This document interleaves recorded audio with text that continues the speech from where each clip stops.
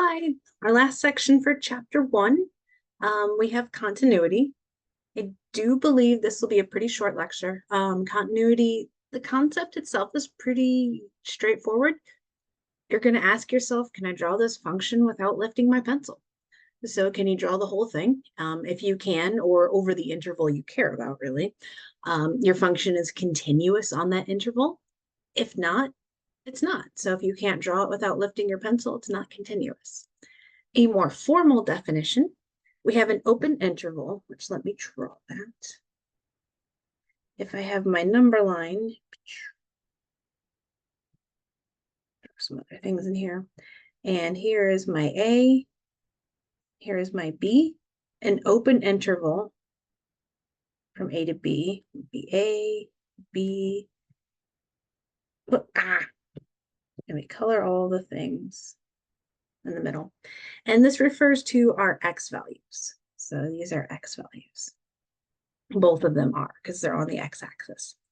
So let C be a real number in the interval A to B, and let F be a function whose domain, remember domain are your X values, contain that interval. The function is continuous at C, the number we're looking at, if f of C is defined, the limit of f of x as x approaches C exists. So if our function, our left limit and our right limit agree, that is a terrible drawing. And finally, if the limit as x approaches C of f of x is C. So the limit exists, it's defined at that spot, everything agrees. So can you draw the function without lifting your pencil? If f is continuous everywhere on the open interval, we say it's continuous on the open interval. So if it's continuous at every point in the middle, pretty straightforward. Okay, so I drew a very boring parabola here. I think my cat is yelling. I'm sorry. He likes to scream in the mornings. Yep, he's yelling. Anyway, we have an open interval from 0 to 2. So 0 to 2. Is x continuous at 1? So here's my x equals 1. Okay, well, the limit, let me get a different color. As x approaches 1 of x squared. Remember limits from last time. This is a straightforward limit, so we can just plug it in. X squared at x equals 1. 1 squared is 1. Left limit and right limit agree. And based on our picture, yeah, that seems about right. F of 1 equals 1. Great. Our function is continuous at x equals 1. And so, and we could see that just based on our picture. We could draw this whole thing without lifting our pencil over our interval. An important thing to note, in a polynomial, which is what we deal with the most, so that's our f of x equals ax to some power plus bx to 1 less, dot, dot, dot, plus z. I shouldn't act, right? Any of our polynomials are continuous on all real numbers. So we could draw their functions over the whole thing and we'd be good. So that is helpful. Anytime you come across a polynomial, you don't have to worry about continuity unless it's a piecewise function, which technically isn't a polynomial anymore. The things we have to worry about are radicals and denominators.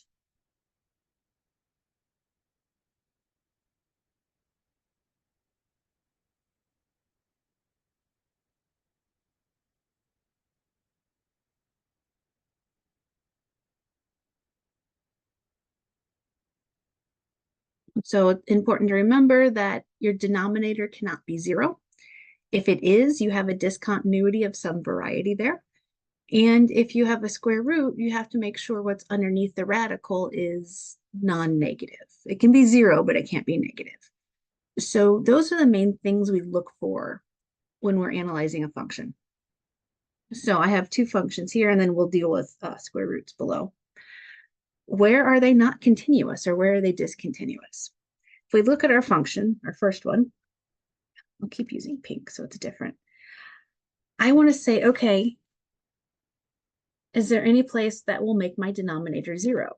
So really, I just set my denominator equal to 0, and oh, hey, it's 0 when x is 0. So we say discontinuous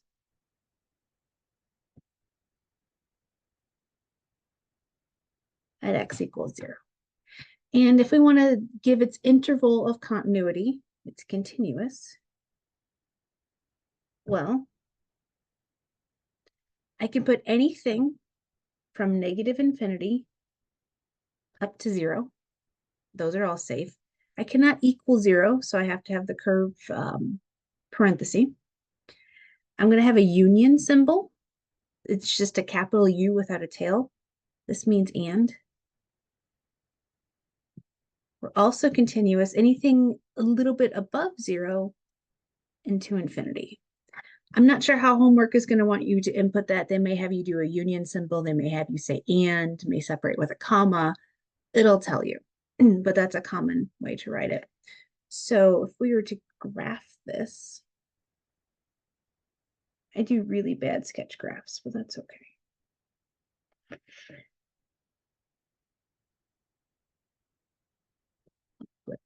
So I know this dude looks like, we're going to come down here. Ooh, got a little wonky. And we come here. If you're not super familiar with your graphs, it might be a good idea to make a cheat sheet of those or find a website that'll help you with common graph pictures. It makes drawing them a little easier in the future and visualizing them. Okay, so we can see we have a discontinuity at 0. There's no way we can connect those since the left limit and right limit do not agree. Our next function, on the other hand, which I'm going to scoot over, the zoom thingy is in my way. There we go. Here, we have a different type of discontinuity. This one, I can take my function and I can factor it. So on the top, we have a difference of squares. Scoot this down so the zoom thingy isn't in my way. This factors into x plus 1, x minus 1, all over x minus 1. Now, before I go on, I'm going to note that x minus 1 equals 0 will make my denominator 0, which tells me x cannot equal 1. So I'm going to take that and remind myself. Okay. Now I come back to my function and say, okay, if I have x minus 1 on top and on bottom, I can cancel it off. So my function's going to look a lot like x plus 1. So when I graph it, it's going to look like x plus 1. When in doubt, throw numbers in there and see what happens.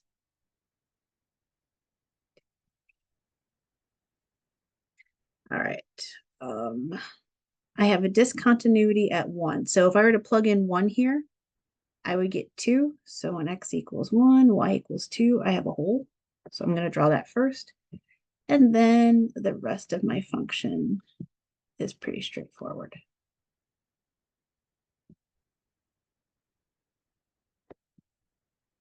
So we are discontinuous at x equals 1. And this is a removable discontinuity. I don't think you need to know that, but just in case, if I were to fill in that hole, we would have a continuous graph. So we are continuous.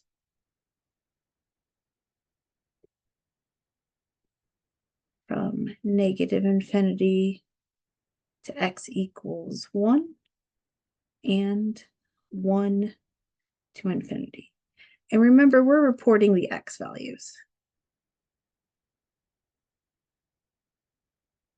We're not looking at ordered pairs here. We're just saying a continuous where we continuous on x. So we go all the way through here. We have a little jump all the way through here. And let's circle that spot. Those are all of our x values we're allowed to plug in. Same thing with this guy. If you just look at the notes and not the video, that is going to make 0 sense, but such is life. Okay, so for fractions, that's the sort of thing you do. So look at your denominator, set them equal to 0. Those are your no-go points. And then after that, if you can factor do it, it makes it easier to graph and you get an idea of what you're looking at. All right, this is our last, nope, 2 things. So continuity on a closed interval basically means we're including the endpoints. You check the endpoints as well. Mostly this is not any different. The biggest thing for a radical, we need what's under the denominator, not the denominator, wow, the radical, to be greater than or equal to 0. So I just write that out. A couple ways to handle this. If I add x to both sides, I get 3 is greater than or equal to x. That looks weird to me. So I can flip it. I need my x. My greater than symbol is open to the 3. So it still needs to be open to the 3. I flip everything around. Or I could say negative x is greater than or equal to negative 3. Subtract 3 from both sides. Now I have to turn this into a positive x, multiply both sides by a -1. Anytime you multiply by a -1, your greater than or less than sign swaps. Or multiply by any negative, divide as well. I prefer to go this route because I don't have to think about flipping signs, but it's all good. Okay, so we said x has to be less than 3. If I plug in anything greater than 3, it's going to give me a negative. All right, let's graph this really quick. I'm going to use an XY chart for that. So x has to be less than 3. So I'm going to 3, 2, 1, 0, -1. I'm not going to graph all those. This is a closed dot. Since it can include that, I get 0, 1, √2, √3, and this is square root of 4, which will be 2. If my quick math ever bothers you, pause and kind of calculate on your own.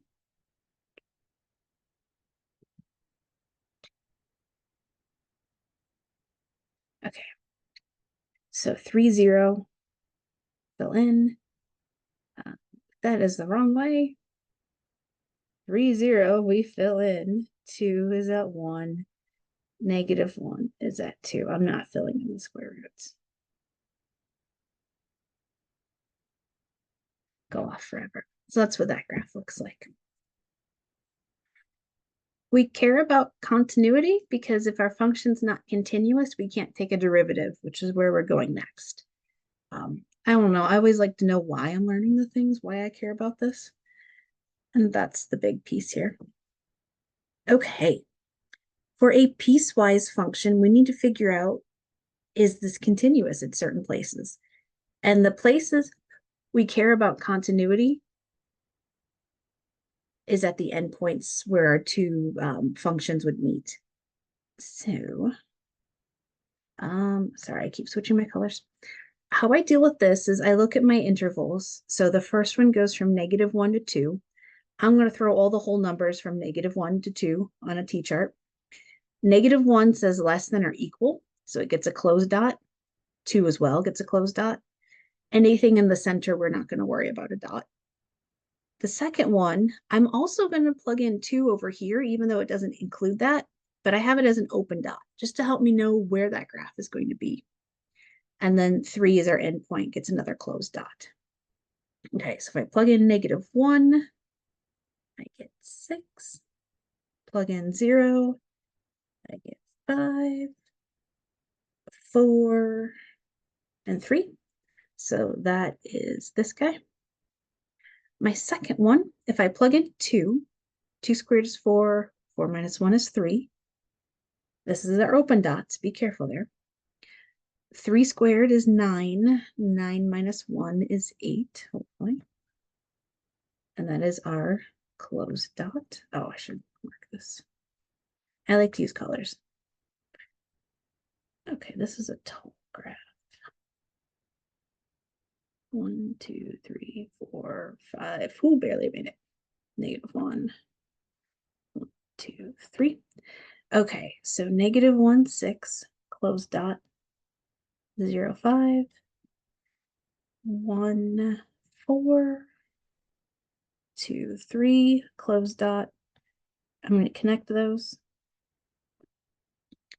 All right, our second part says 2, 3 as an open dot. It's closed in, but we'll be dramatic about it. And 3, oh, I didn't think about that. 3, 8 is way up here. It's fine.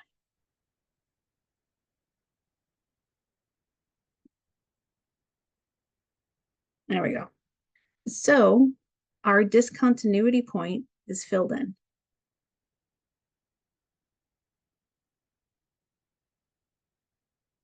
If we were to take the limit at 2, which is really our only point of concern, it exists. The left limit and right limit both go to the same point, so g of x is continuous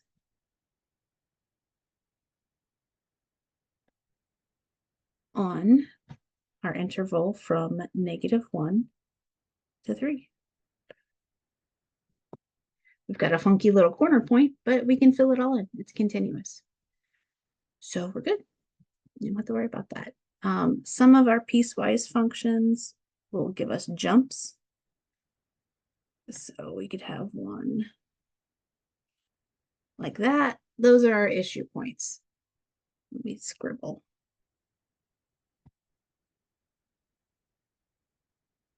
Not continuous. Those are the ones we have to worry about. Alrighty. The last piece of this section fits on one screen, yay. It is something called a greatest integer function. We also call this a floor function or a step function. I've heard it called as well. I use this symbol. Oops, let me switch my color. I use this symbol more often, but both are valid. The book uses the one to the left, so that's why I included it. So your floor function, I think of it as rounding down. So no matter what your integer or what your number is, you round down to the lowest integer. They call it the greatest integer, but whatevs. So for example, negatives always go down. So like -1 is -1, but -1.5, the next biggest integer is -2. If we have positive numbers, so 0.5 goes to 0. Any integer goes to itself. 3.1 rounds down to 3. 3.9 rounds down to 3. So we always go to the next biggest integer, like before that one. If we were to graph it, you can see my graph here. It looks like stairs. So the integer itself is filled in. We get really, really, really close to the next one. I forget you can't see my pointer here. It's okay. So our step here is filled in. We get as close as possible. And then we have an open dot because here it would jump again. We can have a ceiling function, which is the round up. Your dots and your opens would swap places. Other than that, it's the same. It works similarly. This is not a continuous function. It's continuous on some of its intervals. So from hang on.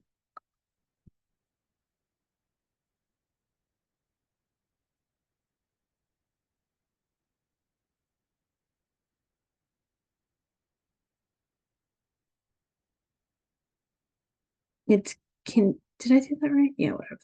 It's continuous from x to x.1, but then it jumps after that. So then we get x plus 1, x plus 2. So we have a nice jump there. These functions are useful when you're dealing with whole numbers. So, for example, if you're selling t-shirts, you can't sell half a t-shirt. You have to sell whole ones. So even if your break-even function says, hey, you need to sell 3.4 t-shirts, you can only sell 3 or you can only sell 4. You can't sell an in between. So when you have a fraction of something where you really can't, you use a floor function, sometimes a ceiling function, depending on the circumstance. But that's when you're going to round to a nearest integer because a fraction doesn't make sense. Okay, that is it for this section and this chapter. So I'm going to stop this here. Hopefully I'll get some chapter 2 stuff going, or at least link some good resources. It looks like people have already started working on homework, which is good. I have a couple of crazy achievers who've already done some chapter 2 stuff, but I don't expect you to be there. If due dates are getting a little close, let me know and we'll work it out. All right, I'm going to stop this and see you later.